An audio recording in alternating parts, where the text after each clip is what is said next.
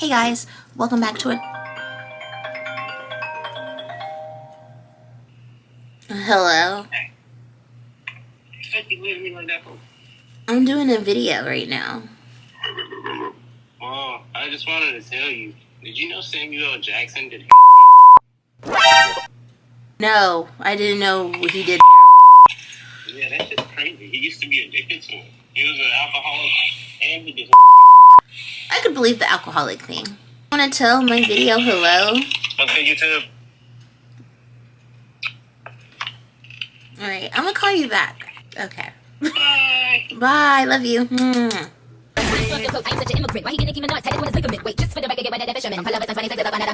Hey guys, welcome back to another video of mine. My name is Dre, or Pinkylocs, whatever you want to call me, and you're now watching a video of mine on whatever device you're on. Today's video is going to be about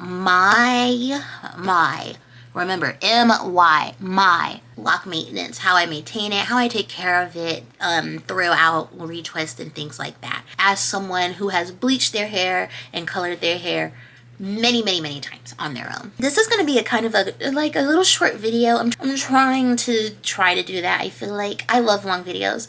I love a good 30-minute video, but not all of them have to be things like that. This is going to be something short and cute, and I can probably edit it in a week. Also, guys, I don't have any makeup on. I'm not saying this is a big step for me. I don't wear makeup a lot.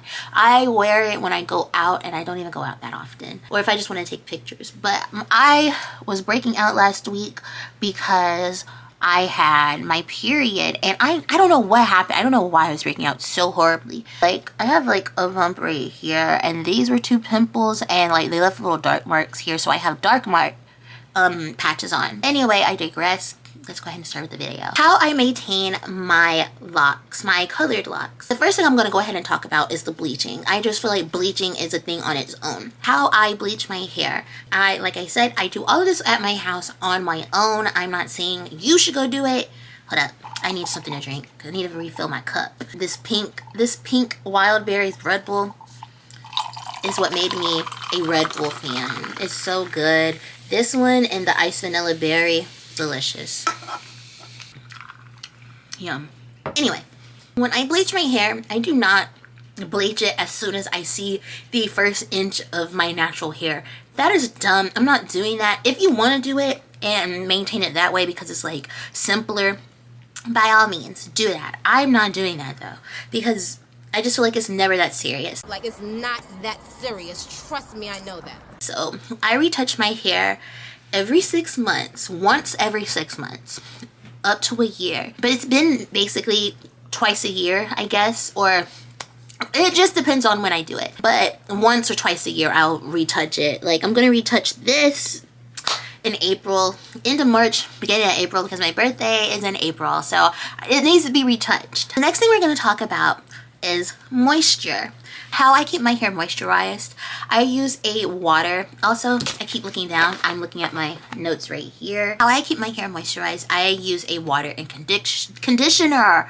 A water and conditioner mix daily. I use a mister. I don't have my mister in here with me, but I'll put one. I'll put a picture of it up on the screen. But I use the water and conditioner mixture instead of just like washing my hair and then doing a leave-in conditioner, just because I do not like how conditioner feels on my hair. I feel like it doesn't do anything. It might do something, but I don't like how it leaves it feeling. Like, I feel like I have a film on my hair, and I just feel like I have to just squeeze it into my hair, and I don't like doing that. So I feel like the water and conditioner mixture is a good medium for it. My hair feels nice. I like how it feels.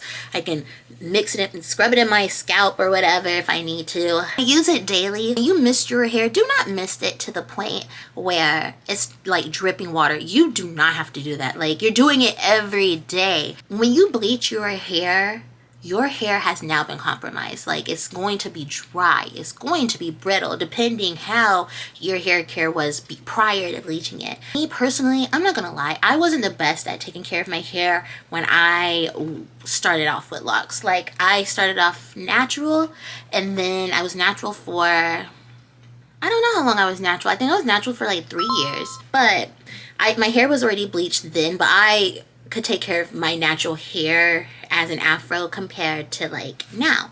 So Yes, I mist it every day because it's going to need that moisture. You lost a lot with the bleach, so it's best to do it that way. And what I use as my conditioner, I used to use the Miel in the green bottle, the one that like that made everything popular with the oil, and then I used all of that. And so I try to use things where it's like, okay, I don't want to keep using the same thing.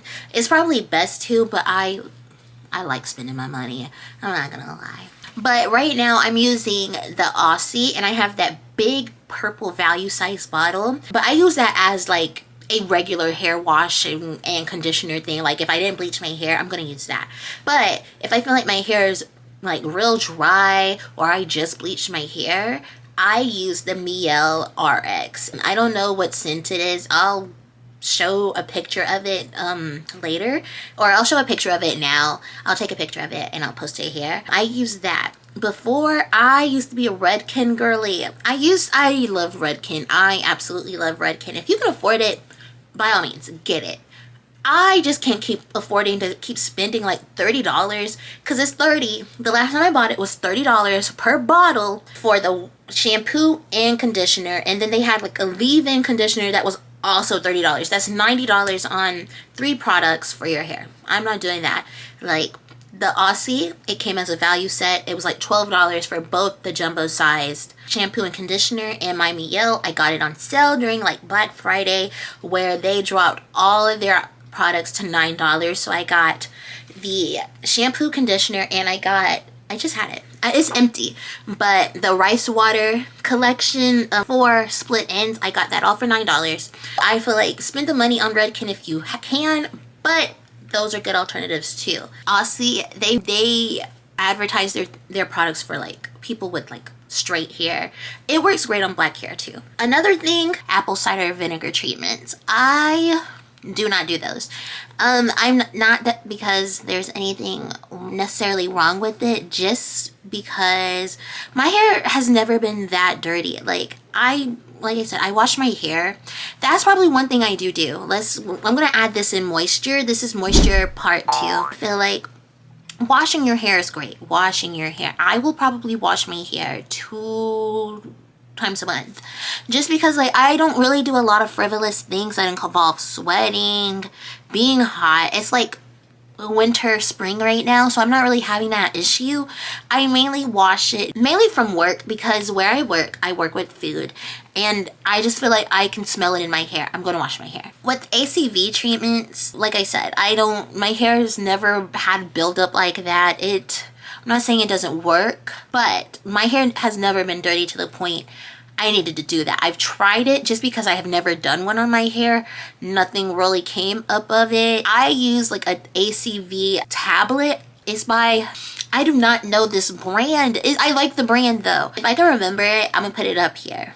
But I really just didn't do anything for my hair. So the next thing I do to maintain my colored locks, we're going to talk about the protection. First thing I would like to talk about when it comes to protection are the styles you do your hair in. I don't really do many styles on my hair, just because like my hair is very uneven, and we're going to get to that later on in the video. Just because the hair color, it is my style. So I just feel like I don't have to do anything other than color my hair. I think if you want to maintain your hair and your length, you're going to have to do low tension styles every so often. If you want to get braids in your hair, by all means. I think that's crazy, but if you want to do that, do it. Just know, like, if you do it very often, your hair is gonna thin out. Like, when it comes to locks, everything thins out your fucking hair. Like, it's annoying. So low tension styles, so what I do, I'll either do like, leave it like this, just a fresh retwist, hanging down, boom. I'll do 2-strand, but I don't leave the 2 strands in very often.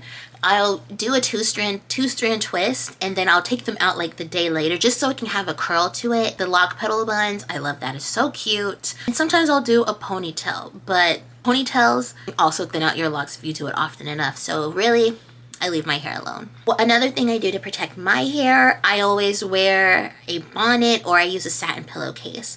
Everyone who has black hair, you need to be doing that anyway. I bought a bonnet. I have many bonnets. I lose them all the time. It's a good investment to invest into in a satin pillowcase, just because like I said, I lose my bonnet, so it's like, oh, I need something. If I can't get to a bonnet and it's like 3 a.m., I have a satin pillowcase. They are relatively cheap. I don't remember how much I bought mine for. I've had it for a while. It's still in good condition. I don't really sleep on it. My boyfriend sleeps on it, mainly because if I lose the bonnets, I probably have his, so, and he doesn't mind. And because of this, you having a bonnet will eliminate the amount of lint in your hair. And I will say this, lint will happen. It will happen. It's going to happen. Like, my hair has lint in it now. See? Wait, is it gonna focus? I have lint in my hair. It's mainly all at the tips, so it's fine. I feel like I have a regular amount of lint in my hair. People will get on the internet and just tell a bold-faced lie and be like, oh, that's mold in your hair. That's mold in your hair. That's mold in your hair. Bitch, no, it's not.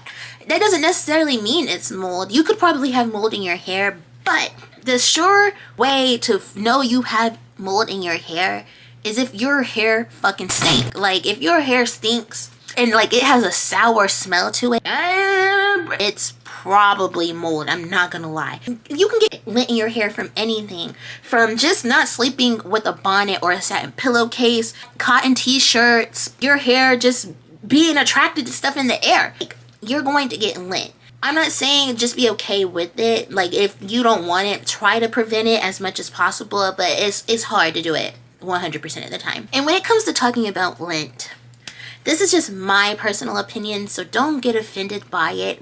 But there's people who will be like, brush your hair to get the lint out. What the fuck are you talking about? Like, what? How is that going to get it out? I feel like if you're brushing your hair and it is getting the lint out, it's one of two things. The first thing, the lint is not embedded in your hair. It's like right at the top to the point you could probably pick it off yourself, but you could brush it out. And two, you done brushed your locks out. I feel like brushing your locks does nothing but start to thin them out. And I just feel like it's stupid. I just feel like it should never be that much of a problem. If you have that bad of a lint problem, if you want to start over, by all means. I'm not saying you should start over, but it's kind of crazy. But lint does not equal mold. Mold smells. Mold smells. That's what people forget. Mold will smell.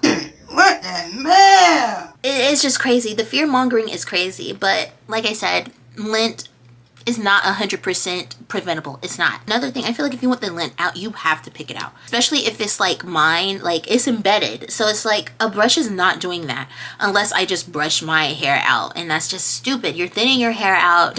If you want to do it, do it. Another thing I do when it comes to my hair, it's my retwist. I do not retwist my hair very often. I will go a month, 2 months max not retwisting my hair, just because I just feel like it's not needed. Now I will say, if you have hair that's not in that 4 type hair range, yeah, you need a retwist, bitch.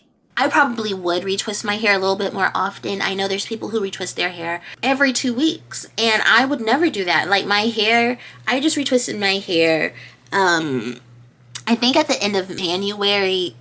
Or no, I retwisted it at the beginning of this month because I had my sister's baby shower. I don't need to do that every 2 months because my hair doesn't get out of control like that to the point it's like, oh, I need to make sure I look fine. Which is another thing in itself. I feel like just because your hair is not retwisted doesn't mean it's not done. Your hair is not going to stay like that. I don't retwist it often. Like I said, I go without a retwist every month or every 2 months max. And what I use to retwist my hair, I use oil. I kind of go back and forth between things. So sometimes I'll use this hair oil, not just this one specifically. It's the one that I have near me.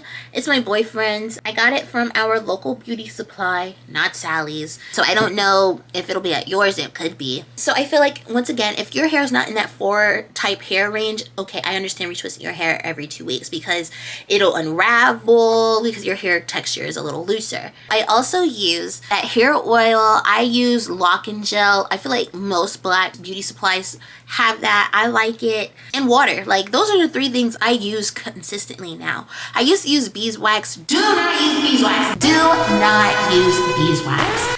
I've used beeswax and it did get stuck in my hair. It has gotten stuck in my hair. That's another way you can cause mold, product buildup. I don't have any buildup in my hair, but this, it can cause that. This is the last thing I have for my lock maintenance, growing it. Though how I maintain its growth, how I help it grow. This is what I do. I know people are gonna like, oh my gosh, I would never. I don't care because hair grows. I trim my dying ends. I do. Like, I have some that like were dangling. Like, they thin out to the point because it's been the protective styles with the ponytails, the bleaching, and things like that. Like, just trim it. Just trim it. Just trim it. Just trim it. Because I just don't think it's worth carrying dead hair on your head like that and it just dangles. It's tacky to me. I know, like, I know this is kind of crazy to say because it sounds very... Hold up.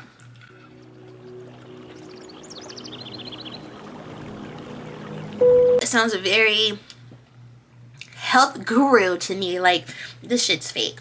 Y'all, vitamins are gonna work. They will work. You just have to be consistent. The current vitamins I use is just biotin. I use this biotin right here.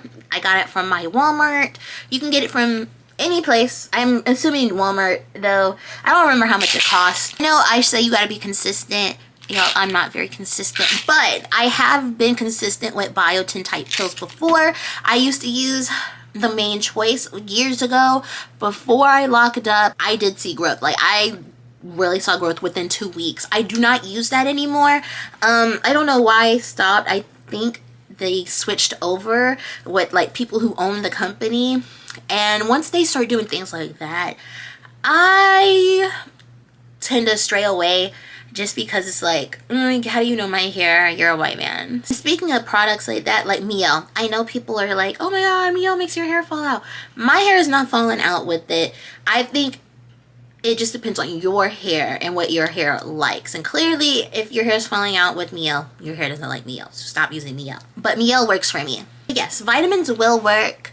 You have to be consistent. You have to be. When I was using the Main Choice, it did make my hair feel a little funny. It did leave a film on my hair, but it's like I'm taking a medicine. I know people are using minoxidil. I have not used it. I don't want to, just because I've seen people say like it's gotten on other places that's not their hair and boom, they started growing hair there. That's scary. I don't want to do that. Like, I would never. Right. I said this video was going to be very short. Like, my lock maintenance is not time consuming. I'm not going to a salon. I'm not doing any of that because, one, I'm cheap. Like, if I could do it at home, I'm going to do it at home. So yeah, just keep your hair moisturized. Like, my hair, I haven't misted it today, but I've been misting it a lot often. So, I mean, I've been doing it. I try to keep up with it. I'm not gonna lie.